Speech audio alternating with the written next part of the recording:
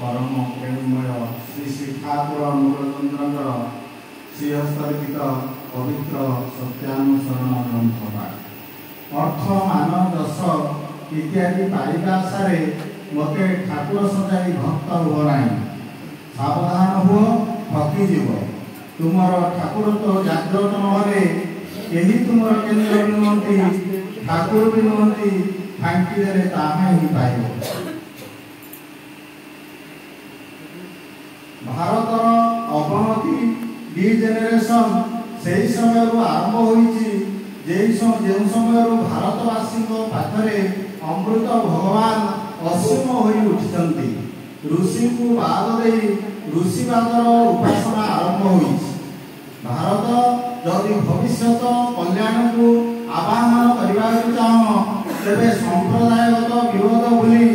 जगतर पूर्व गुरुमान प्रति श्रद्धा संपन्न हो आउ तुमर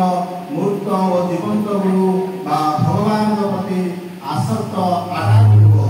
एवं सही मान को ही स्वीकार कर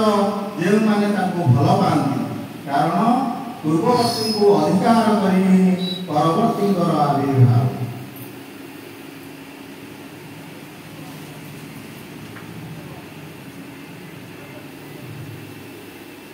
जहाँ उपरे जहाँ किछि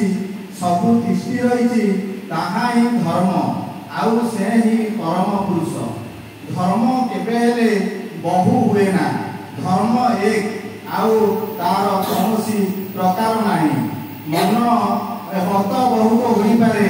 एपरिकी जेते मनीष सेते मत होई पारे किंतु ताहा बोली धर्म बहुत होई पारे नाही। हिंदू धर्म मुसलमान धर्म ख्रीस्टियान धर्म बौद्ध धर्म इत्यादि कथा मो मत भूल बरं से सबुगुड़िक मत कौन मत सहित कौन मतर प्रकृत पक्षरे कौन विरोध ना विभिन्नता प्रकार भेद गोटे को नाना प्रकार एक रूपे अनुभव सबु मत ही साधना विस्तार पाई तेबे ताहा नाना प्रकार होई पारे आउ जेतिकी विस्तार हेले जहा हुए ताहा ही अनुभूति ज्ञान तेणु धर्म अनुभूतिर ऊपर शांति शांति शांति।